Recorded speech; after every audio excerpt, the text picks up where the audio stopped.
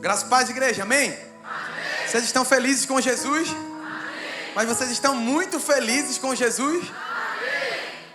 Independente das lutas, independente das dores, independente das circunstâncias, nós estamos felizes com Jesus. Nós não vivemos pelo que vemos, nós vivemos pelo que cremos. Ainda que você esteja vendo na sua frente um cenário difícil, você não vive pelo que vê. Você vive pelo que crê. Amém? Então olha aí para quem está do teu lado e diga assim: ei, que bom que você está aqui hoje. Agora para quem está do outro lado, diga assim: ei, que bom que você está aqui hoje. Meu Deus. Quantos já foram aqui abençoados nesse culto, gente? Rapaz, no momento do louvor, mesmo aqui, parecia que eu estava em outro planeta. Sabe? Que atmosfera, a presença de Deus, ela é real.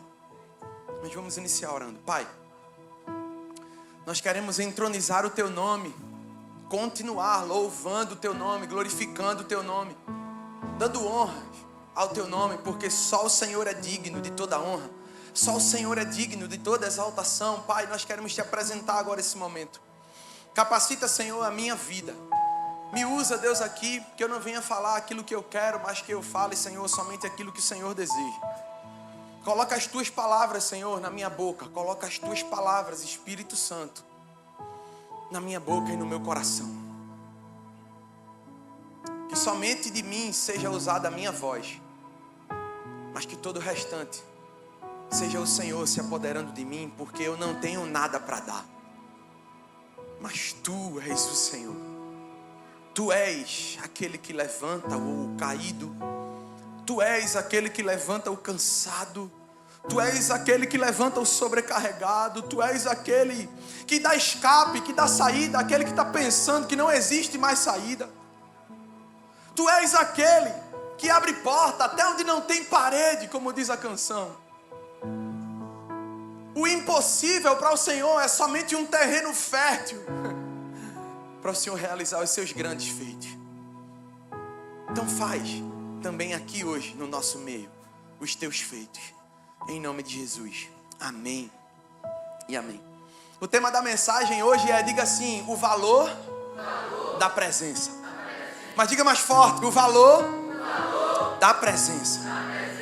Meu Deus. É verdade, nós vivemos em um tempo onde as pessoas valorizam métodos, onde as pessoas valorizam estratégias, resultados. A cada dia são cursos e cursos novos aí saindo. Como fazer isso? Como fazer aquilo? 10 passos, e parece que isso até começa a invadir dentro da igreja. 10 passos para ser um vitorioso. 10 passos como se o evangelho virasse uma receita de bolo. 10 passos para isso, 10 passos para aquilo. Eu só ainda não vi, se vocês já viram, por favor, me corrijam, mas eu ainda não vi os 10 passos para renunciar a mim mesmo. Eu ainda não vi os 10 passos para negar a minha carne, para negar a minha vontade, mas é os 10 passos para ser vitorioso, o culto da vitória, porque se não tiver vitória, parece que as pessoas não vão para Jesus. Tem que ter vitória. E aí a gente começou a criar alguns ídolos, a gente começou a criar algumas coisas, sabe? Começamos a valorizar outras coisas, trocando, colocando essas coisas no lugar que deveria ser somente de Deus. E se a gente começasse a listar aqui, quantas coisas na nossa vida podem ou já estão ocupando esse lugar, que deveria ser somente da presença de Deus em nós, nós talvez passaríamos a noite toda aqui falando. De quantas coisas podem nos roubar da presença de Deus. Seja uma série da Netflix. Nossa, eu chego em casa, sento na frente da televisão, eu não tenho a disciplina de sentar e ler um capítulo da Bíblia. Mas quando eu sento na frente da Netflix, parece que aquilo me abraça, me envolve de uma maneira, sabe, parece que o sofá cria braços e me agarra, sabe, começa a fazer massagem ali nas minhas costas, que eu não consigo sair dali. Mas já quando eu estou lendo a Bíblia, ou talvez quando eu estou orando, parece que os joelhos começam a entrar um monte de formiga, sabe, que começa a coçar. Parece que quando eu começo a ler a Bíblia, eu tomei uma dose de sonífero, que me dá logo uma vontade de dormir. Estou falando alguma mentira? Ainda bem, isso não é só comigo não, né, irmão? Mas a gente precisa começar a fazer uma introdução nesse sentido, porque às vezes nós estamos valorizando muito mais outras coisas do que a presença de Deus. É por isso que o tema dessa ministração hoje é o valor da presença. Porque a igreja precisa voltar ao início, como foi cantado aqui. A igreja precisa voltar à essência, parar de tantos apetrechos, sabe? Que se não tiver isso, se não tiver aquilo, as pessoas não vêm. Ei, essa igreja vai ser ensinada, já tem sido ensinada e vai ter o coração de ir a Jesus, independente do que tem ou do que não tenha. Porque nós amamos não aquilo que Jesus pode nos dar, nós amamos quem Ele é.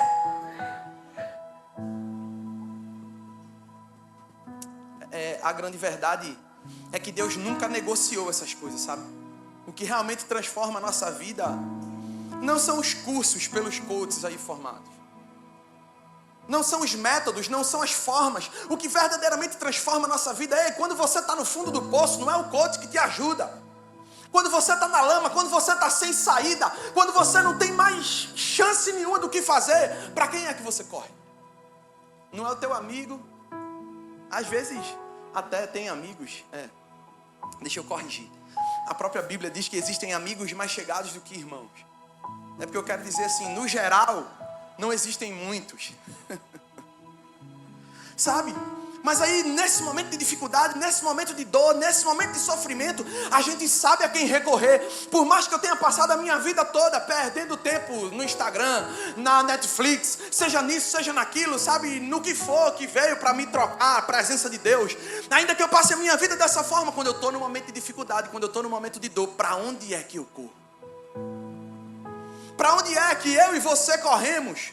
Quando um parente dentro de casa está doente, em cima de um leito, agora na UTI. Para quem é que nós corremos? É para Jesus que nós corremos. É para Ele que nós vamos pedir, porque nós sabemos que nós somos limitados. E que tem coisas que só Jesus faz.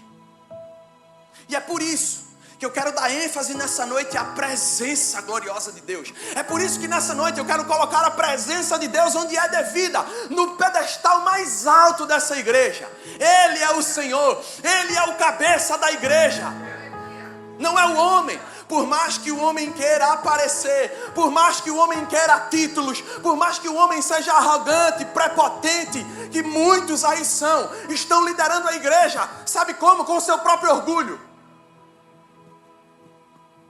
Eu quero declarar nessa noite, sabe, que todo orgulho caia por terra, seja da nossa liderança, seja da igreja, seja de onde for, que o orgulho caia por terra e que o cabeça dessa igreja seja somente um, Jesus Cristo de Nazaré. A Ele a honra, a Ele a glória, a Jesus, somente a Ele. A grande verdade é que não é o talento que nos sustenta. Ai meu Deus, a grande verdade é que não é a estrutura que nos mantém. Não é um ar-condicionado bom, não é um bom som, não é bons músicos. Eu não vou nem dizer bons pregadores, porque será a vida. Não é a força humana que nos faz prosperar. Sabe o que é que nos faz prosperar? Diga aí você, por favor. A presença. É a presença de Jesus que nos faz prosperar.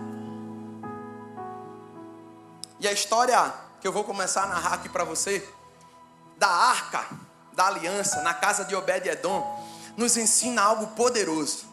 Nos ensina que onde a presença de Deus está, tudo muda. Por favor, abra sua Bíblia, 2 Samuel, capítulo 6.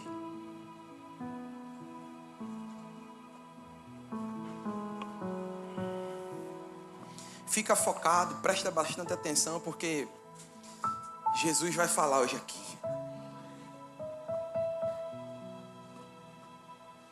2 Samuel, capítulo 6, a partir do verso 1. Essa igreja gosta de ler a Bíblia?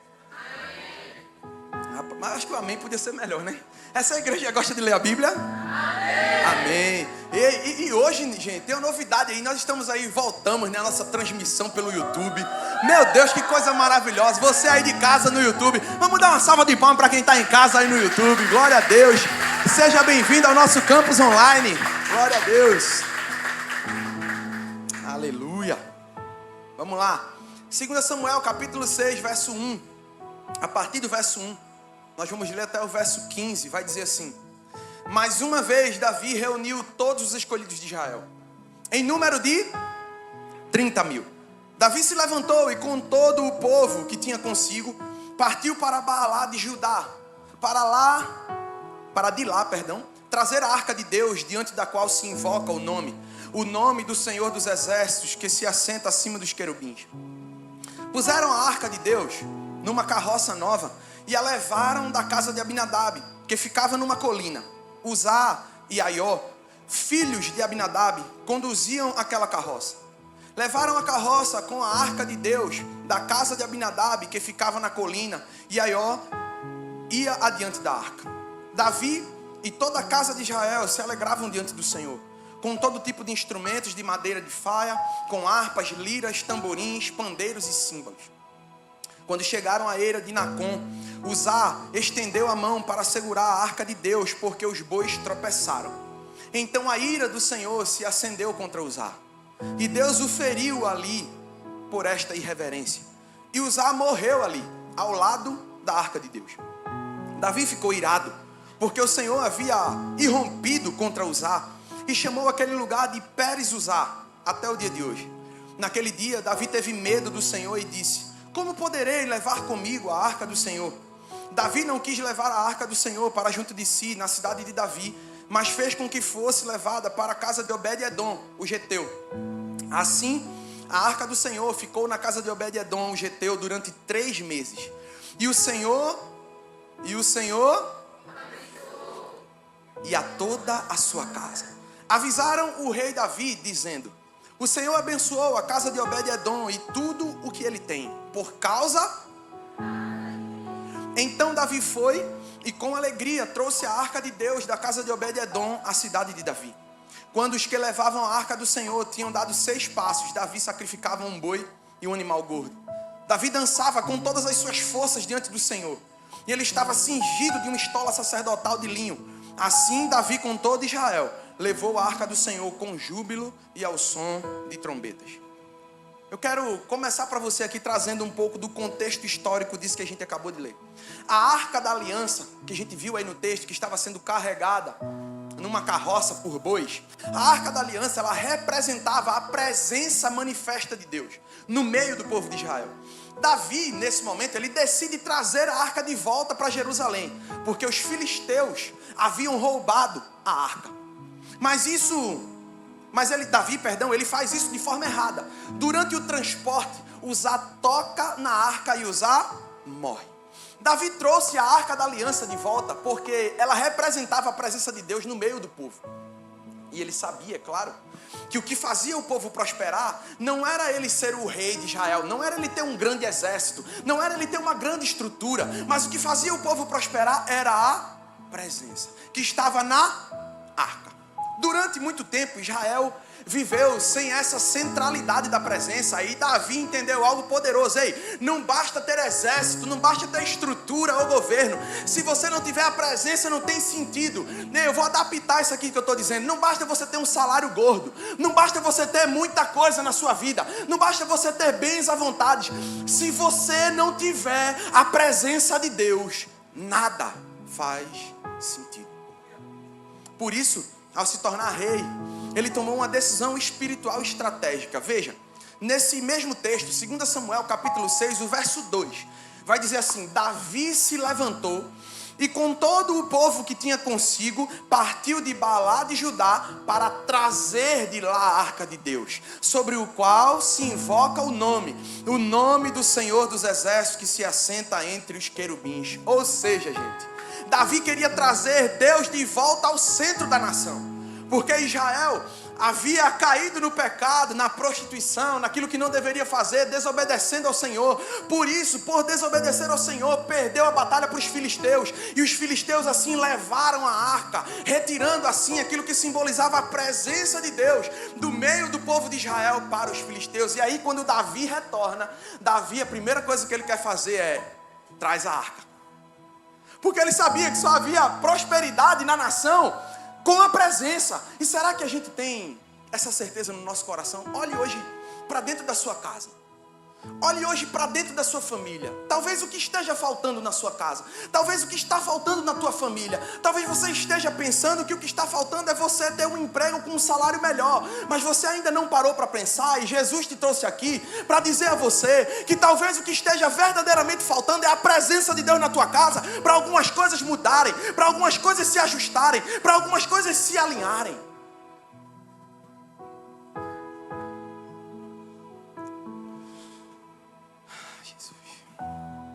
Quem levou a arca, como eu disse a vocês, foram os filisteus, os inimigos de Israel.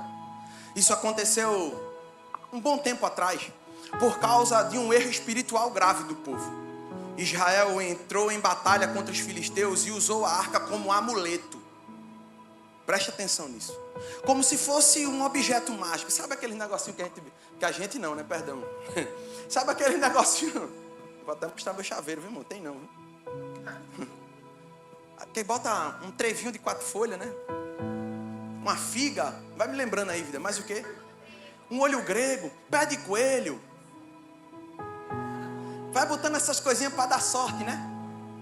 Não, um olhinho... Aí você abre lá no Instagram e tá lá, né? O olhinho grego no Instagram. Hã?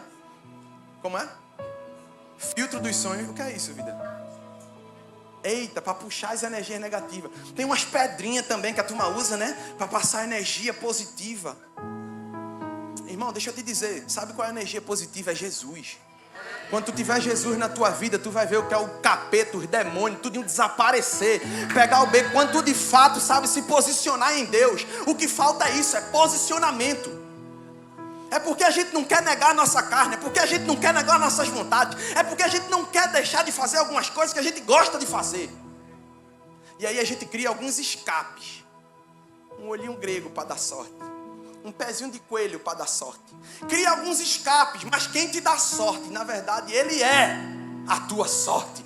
Jesus Cristo, Ele é a tua paz, Ele é o teu refúgio, Ele é o teu escudo. No dia mau não é olho grego não, irmão, é Jesus. Meu Deus.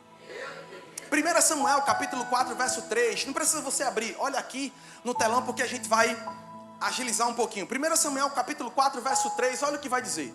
Os beerotitas tinham fugido para Gitaim e ali vivem como estrangeiros. Percebi agora 1 Samuel capítulo 4 verso 3. Agora, quando o povo voltou ao arraial, os anciãos de Israel disseram: por que o Senhor nos derrotou hoje diante dos filisteus? Vamos trazer de Siló a arca da aliança do Senhor, para que esteja no meio de nós e nos livre das mãos dos nossos inimigos. Qual foi a intenção? Você é inteligente, vamos lá comigo. Qual foi a intenção que o povo quis a arca? Foi para quê? O povo só quis a arca, a presença de Deus, para quê? O que é que o texto está dizendo aí?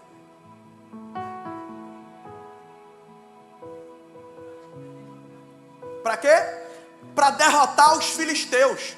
Eles só queriam a presença para se livrar do problema. Eles só queriam a presença, não era por amar a presença. E muitas vezes nós somos assim. A gente vem para a igreja, sabe por quê? Porque o negócio acolchou em casa. A gente vem para a igreja porque começou o problema na família. A gente corre para a igreja, mas depois que tudo se organiza, tchau, Jesus. E muitas vezes nós estamos fazendo isso com a presença de Deus. Da mesma forma que o povo aqui teve a intenção de somente ter a arca para se livrar dos seus problemas, às vezes nós, como igreja imatura, nos tornamos esse povo que só queremos a presença de Deus porque Deus vai resolver algumas bronquinhas que eu tenho. Mas Deus não é amuleto de sorte. Deus é alguém para você se relacionar com Ele. Ele é seu Pai. resultado disso. Eles perderam a batalha. Olha o resultado de usar a presença de Deus somente para intenções escusas, somente para benefício próprio. Olha o resultado. Eles perderam a batalha, a arca foi capturada. Ofni e Finéias, que eram filhos de Eli, filhos do sacerdote Eli, morreram por causa justamente disso. Ou seja, tentaram usar a presença sem honra e perderam tudo. Será que nós temos honrado de fato a presença de Deus? Quero começar a trazer esse questionamento para a gente. Será que nós temos no nosso dia a dia honrado de fato a presença de Deus, gente?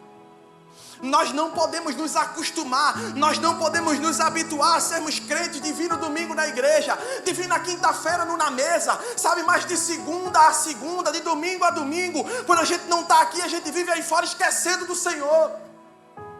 Tem uma música dos Arrais, que eu estava esses dias cantando aqui com o Mateus, e tem uma música deles que é muito forte, sabe, que eles dizem assim, não fale, o nome da música é Não Fale. E ela diz assim, não fale que o conhece, se o esquece em cada esquina. Não fale que o encontra nas suas ondas de fé e não na palavra. Existem muitas ondas de fé. Existe hoje pouca palavra e existem muitas ondas de fé. Existem muitos discursos bonitos para acalentar os corações, mas pouco confronto com a palavra, para mudar a vida, para transformar realidades. E o que Deus está querendo hoje aqui para mim e para você, muito mais do que ser o nosso Salvador, é ser o nosso Senhor. Ele não é somente o nosso Salvador, irmão. É muito bom olhar para Jesus nesse quesito, né? Porque quando Jesus é o meu Salvador, Ele está me livrando da morte eterna, do problema, né?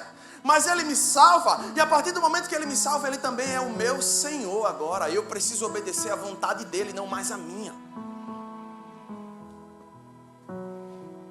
2 Samuel, capítulo 6, o verso 9 e 10.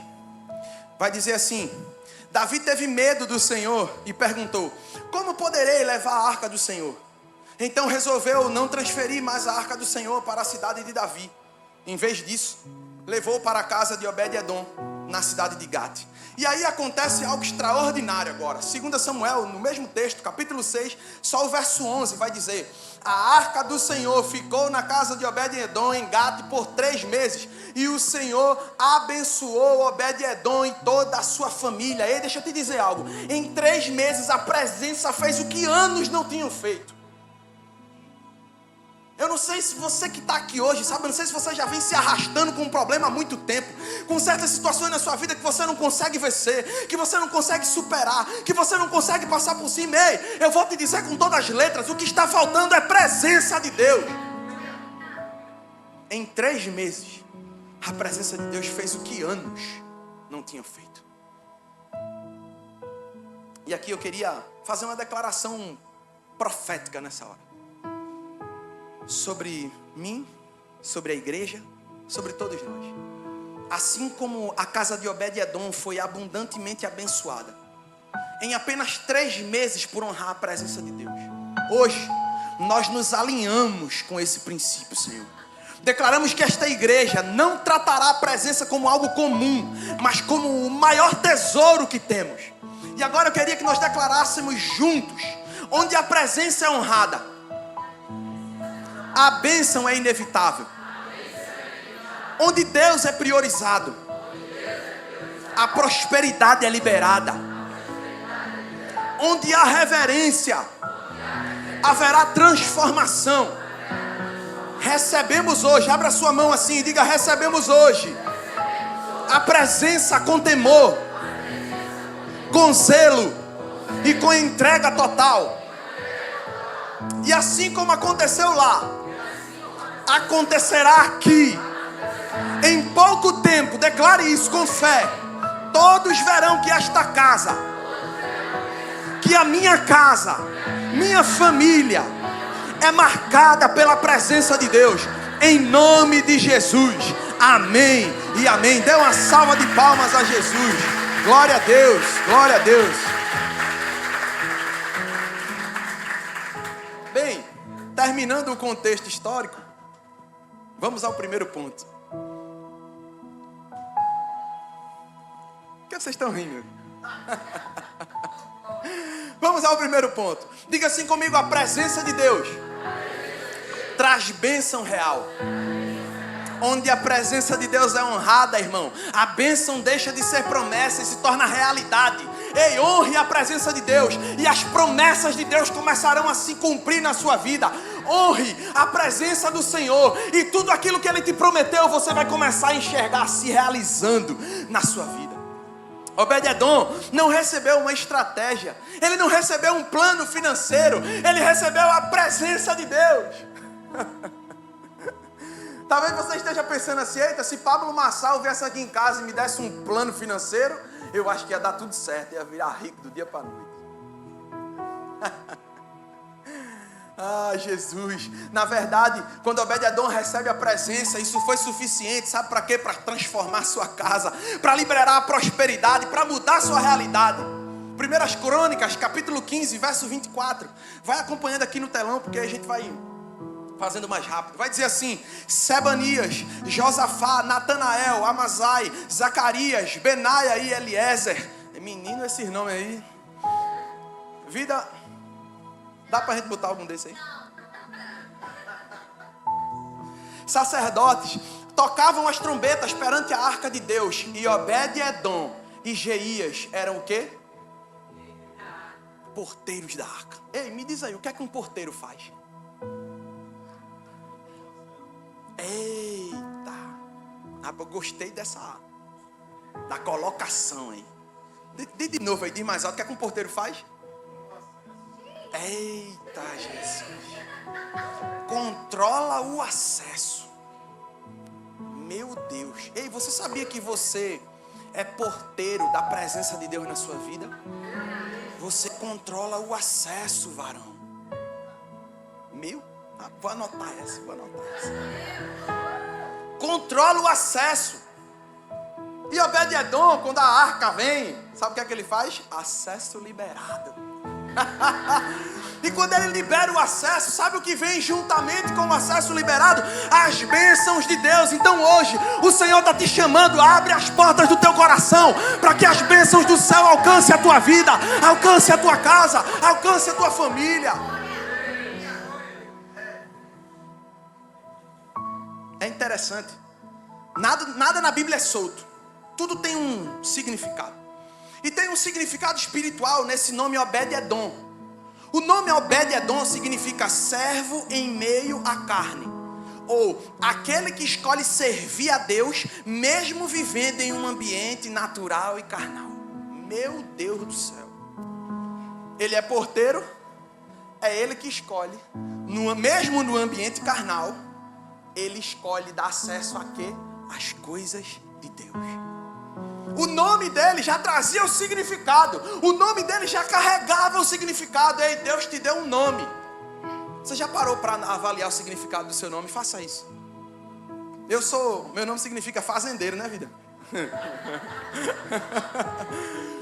Eu fico de Jesus. Eu fico assim: Jesus, eu estou tentando entender o significado profético desse negócio. Aí eu começo a imaginar, sabe? Eu fico assim: oh, Jesus, já entendi. Fazendeiro, campos brancos. Os campos estão prontos para colheita. Muitas almas, muitas vidas. Sabe? Eita, gostasse? Jesus. E aí a minha esposa é o que, vida? Guardiã das riquezas. Eita Deus.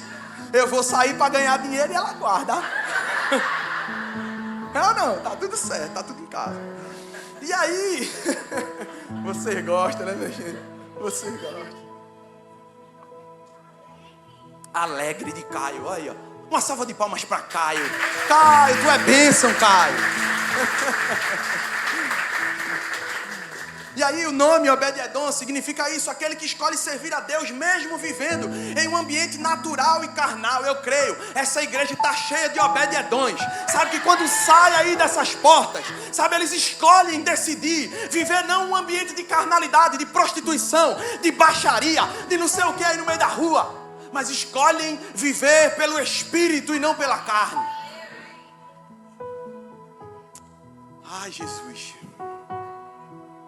Não importa o ambiente, gente. Quem decide servir atrai a presença.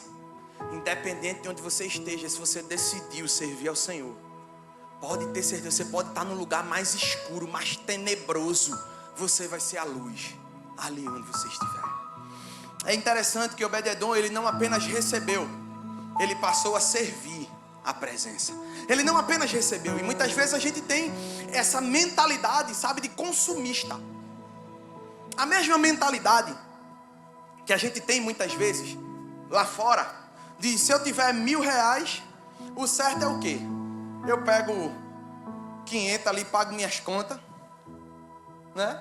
Depende das contas de quem tiver, né?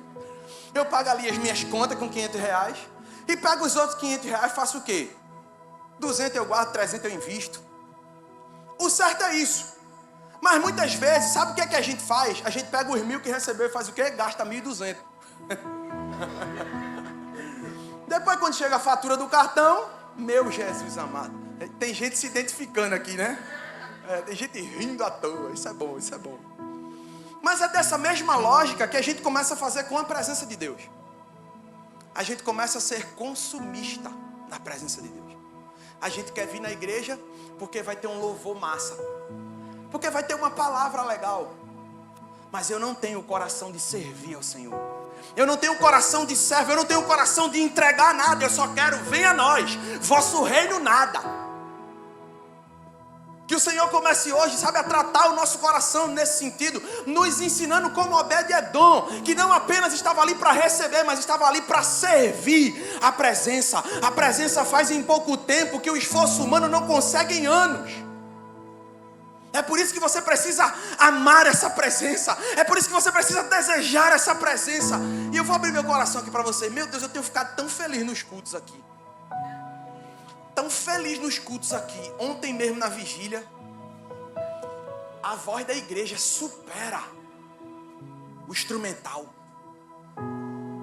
Eu fico dali, Jesus amado, que coisa linda.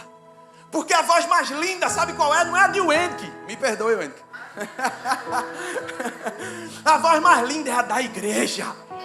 A voz mais linda é a da igreja, irmão. É a voz de vocês. A voz da igreja que é linda, que é poderosa. É que junta em unidade, destrói as barreiras. E como vai dizer, e as portas do inferno não prevalecerão contra a igreja. Salmos 84, verso 11 vai dizer: porque o Senhor Deus é sol e escudo, o Senhor dá graça e glória, nenhum bem sonega aos que andam retamente. Ei, o Senhor quer abençoar a tua casa, o Senhor quer abençoar a tua família, o Senhor quer derramar bênção sem medida sobre todos nós. Deuteronômio capítulo 28, verso 1 e 2 vai dizer: se você ouvir atentamente, se atentamente ouvir a Deus e os mandamentos seus, vamos lá? Obedecer, o Senhor meu Deus me exaltará sobre todas as nações. Onde eu passar, eu não correrei atrás de bênçãos. Sei que elas vão me alcançar. Onde eu colocar a planta dos meus pés, sei que a minha bênção chegará. Vamos lá? Bendito serei. Bora, declara isso. Bendito serei. Onde eu tocar, abençoado será. Obedecer a sua voz. De novo, bendito serei. Bendito serei no campo. Bendito serei. Olha, fazendeiro, bendito no campo. Glória a Deus. Diz a tocar de Deus. Vamos lá, irmão. Obedecer a sua voz. É tudo sobre obediência, irmão. É tudo sobre obedecer. Ei, a palavra vai dizer: é melhor obedecer do que sacrificar, irmão. Obedece a Deus e tu vai ver as portas se abrirem. Obedece ao Senhor e tu vai ver as portas do céu se escancarar sobre a tua vida, sobre a tua casa, sobre a tua família. Para de estar dando atenção a esses amigos aí, alma de gato. Agora eu vou rasgar. Para de estar dando atenção a esses amigos que só querem te levar porque não deve. Que não é teu amigo, coisa nenhuma. Que só quer te influenciar para o mal. Teu amigo é Jesus. Vou me segurar. Deuteronômio 28, verso 1 e 2 vai dizer: se você ouvir... O quê? Mudou, não foi a versão. Se você ouvir atentamente a voz do Senhor, olha aí, guarda no teu coração isso. Se você ouvir atentamente a voz do Senhor, seu Deus, tendo o cuidado de guardar todos os seus mandamentos que hoje lhe ordeno, o Senhor, seu Deus, exaltará você sobre todas as nações da terra, e todas estas bênçãos virão sobre você e o alcançarão, se você ouvir a voz do Senhor, o seu Deus. Ouça a voz do Senhor, o seu Deus. Qual foi o primeiro ponto?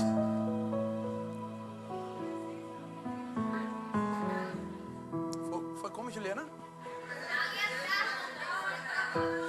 Não estava não foi? Boa, Juliana, boa. A presença de Deus traz bênção real. Segundo ponto, a presença, diga assim comigo, a presença exige honra e responsabilidade. Porque a presença que abençoa não é uma presença qualquer.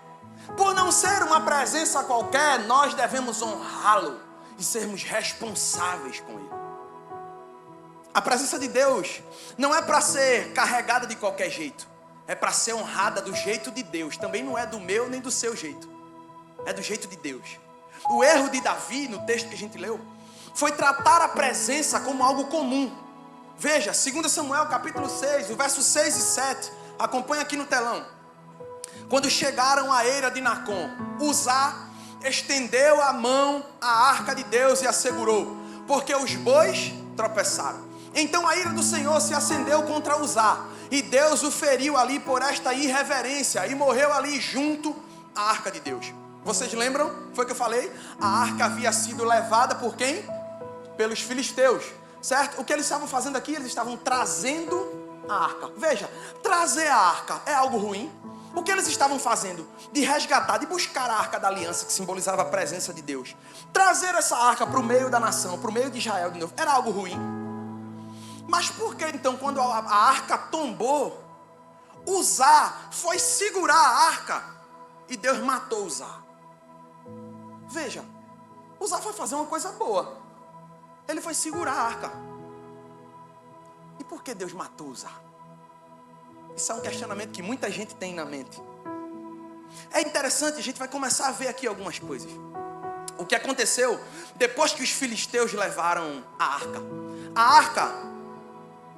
arca foi levada para o templo de Dagon. Deus feriu os filisteus com pragas. Eles ficaram apavorados. Você vai ver um pouco disso em 1 Samuel capítulo 5, 6. Depois você pode dar uma lida. Onde a arca ia, vinha juízo de Deus. Até que eles decidiram devolver. E devolveram de uma forma curiosa. Olha como os filisteus devolveram a arca da aliança para o povo de Israel. Colocaram a arca em um carro de bois e mandaram de volta para Israel. Eu vou responder a pergunta ainda, certo? Vá pegando os pontos, preste atenção. A grande verdade é que a presença não é o problema. O problema é como tratamos a presença. Depois Davi entendeu o erro. Davi entendeu por que Deus matou Uzá. 1 Crônicas, capítulo 15, verso 13, olha o que vai dizer. Porque, visto que não a levastes na primeira vez, o Senhor nosso Deus irrompeu contra nós, porque não o buscamos segundo nos fora ordenado. Não basta querer a presença, é preciso viver de forma alinhada com ela. Sabe qual foi o problema aqui? O problema é que Uzá, a forma como estavam levando a arca, foi a mesma maneira dos filisteus. E o Senhor já havia determinado, a gente vai ver, preste atenção, Números capítulo 1, verso 50, coloca aqui por favor, Números capítulo 1, verso 50 vai dizer: mas você encarregará os levitas do tabernáculo do testemunho, de todos os seus utensílios e de tudo que lhe pertence. Eles levarão o tabernáculo, que era o templo que era com tudo, com a arca, com tudo. Levarão o tabernáculo e todos os seus utensílios e o servirão. Primeiro ponto. A arca não poderia ser levada por qualquer um, somente pelos levitas. O Senhor já havia determinado isso. Segundo ponto, a arca deveria ser levada nos ombros com varas e não numa carroça com boi. Sabe qual é o nosso problema? É querer fazer as coisas para Deus muitas vezes do nosso jeito. Ei, aquilo que você faz para Deus não é nem do meu, nem do seu jeito. É do jeito dele. Usar com uma boa intenção de segurar a arca, morreu. Existe muita gente dentro da igreja, líderes inclusive, cheios de boas intenções. Mas para relacionar-se com Deus, boa intenção não basta. O que Deus quer é obediência. Ah, Senhor, eu vou hoje para a igreja. O Senhor é meu pastor e nada me faltará. Aí está com uma boa intenção no coração de ir na igreja. Mas quando sai da igreja, Senhor, a verdade é que eu fui lá na igreja e só preenchi o meu ego, o meu emocional. Foi tão bom, me arrepiei, chorei. Mas quando eu estou lá fora, Senhor, eu faço tudo do meu jeito, da minha forma, da minha maneira. E Deus está dizendo assim, tu tivesse até uma boa intenção de ir na igreja, mas sem obediência não tem como agradar o meu coração. É isso que a gente como igreja precisa aprender. Nós precisamos aprender a honrar a presença de Deus. E a honra, a presença de Deus está numa palavra. Diga assim comigo, obediência. Obediência. Não tem como honrar a Deus sendo desobediente. É interessante. Êxodo 25, somente para você ver que de fato a arca deveria ser levada, como eu falei para você, nos ombros. Êxodo capítulo 25, verso 14 e 15 diz assim: meterás as varas nas argolas dos lados da arca. A arca era como um quadrado, assim, e ela tinha algumas argolas na sua extremidade. E aí o certo, né, era vir com as varas e passar nessas argolas, e cada um pegava, colocava no ombro e levava a arca. Essa era a forma que Deus queria que a arca fosse transportada, que a arca fosse levada. E aí o texto está dizendo em Êxodo: meterás as varas nas argolas dos lados da arca para se levar por meio delas. As varas ficarão nas argolas da arca, não serão tiradas dela. Deus havia dito a forma, Deus havia dito tudo como deveria ser feito. É por isso que a gente precisa parar. E sabe, você na sua vida hoje, você que está aqui hoje, sabe, saia daqui com isso na mente. Você precisa valorizar. Nós precisamos valorizar a presença de Deus. O que é que Deus está dizendo a gente há muito tempo para a gente fazer e a gente não faz? Qual o passo que Deus está exigindo para a gente dar, que a gente não dá? O que é que a gente fica segurando? Sabe que a gente sabe que tem que fazer, mas não faz. E a gente fica tardando aquilo que o Senhor quer que a gente faça. E tardar é desobedecer.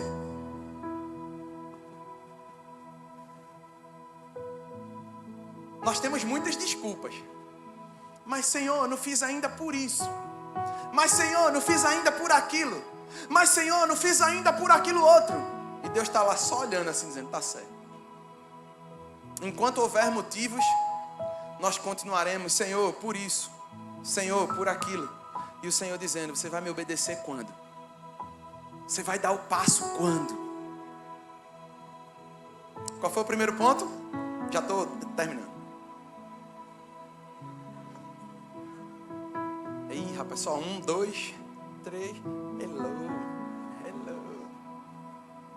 E aí, qual foi o primeiro ponto? Qual foi o segundo ponto? Terceiro ponto. Quem valoriza a presença nunca mais vive sem ela. Ei, você consegue viver sem a presença de Deus? É claro que muitas vezes a gente fala isso, talvez cada um se conhece, e às vezes a gente fala isso da boca para fora. Não, mas todos os nossos dias são sem a presença de Deus. E a gente já está habituado muitas vezes a... não sei viver sem a presença de Deus. Mas a grande verdade é que quem valoriza a presença nunca mais vive sem ela. Quem um dia teve um encontro real com Jesus, nunca mais sabe viver sem Jesus. Quem um dia teve um encontro real com Jesus, devido às circunstâncias da vida, pode até se afastar. Pode até se entristecer, ficar pelo canto. Mas uma hora ou outra, o Espírito Santo vai trazer de volta. Uma hora ou outra o Senhor vai lá e, filho, vem cá, quero ter uma conversa contigo. Quem experimenta a presença de Deus não consegue mais voltar para uma vida comum. Quando Davi soube do que aconteceu na casa de Obed-edom, ele tomou uma decisão. Veja que Davi não era besta. O texto mostra o quanto Davi era inteligente.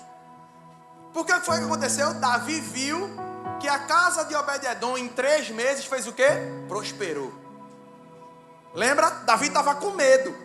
Não quero a arca aqui na minha casa não, viu? Uzá morreu, ele disse assim, meu Deus do céu, bota essa arca para lá, senão vai dar errado aqui. Mas quando foi para a casa de Obed-edom, que o povo, que a casa de Obed-edom, que não somente ele, mas a família, começou a prosperar, começou a avançar, Davi de lá olhou assim e fez, rapaz, manda essa arca para cá, menino. Manda essa arca para cá para a gente começar a prosperar aqui. Ei, aqui existem muitas famílias representadas. Talvez na sua casa você seja o único cristão. Talvez na sua casa você seja aquele que decidiu dar o passo para Jesus e ter um relacionamento e ter uma vida com Ele. Através de você, eu quero declarar hoje sobre a sua vida. Através de você, os outros vão ver a prosperidade do céu. Os outros vão ver a prosperidade de Deus na sua vida e vão querer essa mesma presença. Só faça uma coisa, obedeça. Quando você obedecer, o Senhor vai abrir as janelas do céu. E ao abrir as janelas do céu, quem está à sua volta vão olhar e vão dizer, como assim? Qual é o segredo? Aí você vai dizer, é Jesus. Qual é o segredo? 10 passos para... Não. O segredo é Jesus.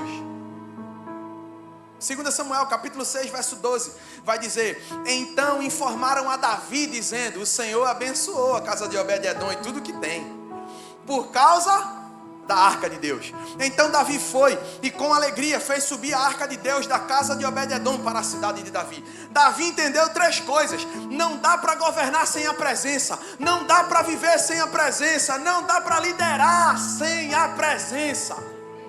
E quando eu estou falando aqui de liderar, você também é um líder. Você que está aí sentado, você também é um líder. Você sabia? Você lidera talvez a sua casa, a sua família. Talvez você é responsável pelo seu irmão. Talvez você é responsável por alguém.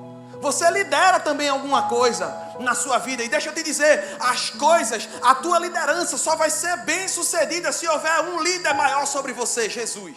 É Ele que vai te dar as direções. É Ele que vai te dar os passos corretos para você dar os passos assertivos na tua vida e assim avançar. E deixa eu te dizer, Davi entende então essas 3 coisas, que não dá para governar sem a presença, não dá para viver sem a presença e não dá para liderar sem a presença. E ele muda completamente sua postura. Veja o verso 14 ao 16. Davi dançava com todas as suas forças diante do Senhor, porque quem entende se entrega. Eu vou dizer de novo, quem entende se entrega. É por isso que eu fico super feliz quando eu vejo a igreja cantando. Sabe o que é que está acontecendo? A igreja está entendendo. Davi dançava com todas as suas forças diante do Senhor e estava cingido de uma estola sacerdotal de linho fino. Assim, Davi com todo Israel levou a arca do Senhor com júbilo e ao som de trombetas. Quando a arca do Senhor estava entrando na cidade de Davi, Mical, filha de Saul, olhou pela janela e ao ver o rei Davi, que ia saltando e dançando diante do Senhor, ela o quê? Ela desprezou a atitude de Davi. Olha, mas não é assim mesmo. Não tem sempre umas bênçãos quando a gente está assim naquele gás em Jesus. Quando a gente está, meu Deus, eu vou servir ao Senhor. Meu Deus, eu vou me lançar, eu vou viver tudo aquilo. O diabo usa sempre aquelas almas para ser aquele que vai puxar a gente para desanimar, para colocar tristeza no nosso coração, para inventar mentira, para caluniar. Assim como Mical. Tem muitos Micaus por aí. E é interessante, sabe, porque mesmo quando Mical faz algo dessa natureza, olha a resposta de Davi. Versículo 22 do capítulo 6 de 2 Samuel. A resposta de Davi é incrível. E ele diz, eu queria que a gente lesse junto. Eu fico olhando assim, sabe, para essas respostas, e eu gosto de enfatizar isso. Porque aplicando isso nos nossos dias, quando se levanta as pessoas para falar mal da gente, para caluniar, sabe o que muitas vezes a gente faz? Meu Deus, agora eu estou com isso, estou com aquilo, isso aí. Vou ficar agora dentro do quarto, trancado. Todo mundo olhou, por isso que eu olhei também, entendeu? E aí, vou ficar agora no quarto, trancado, porque fulano falou isso de mim, Beltrano falou isso de mim, Ciclano falou isso de mim. Mas quando eu olho para Davi, olha a resposta de Davi para o que Mical disse a ele. E me farei ainda mais.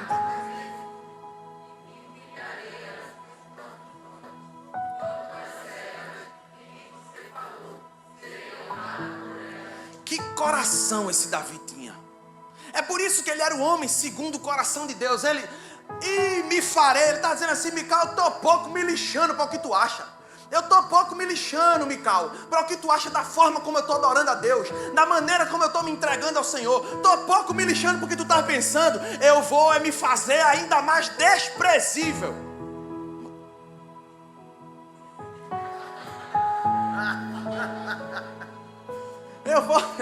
Eu vou me fazer ainda mais desprezível e vou me humilhar.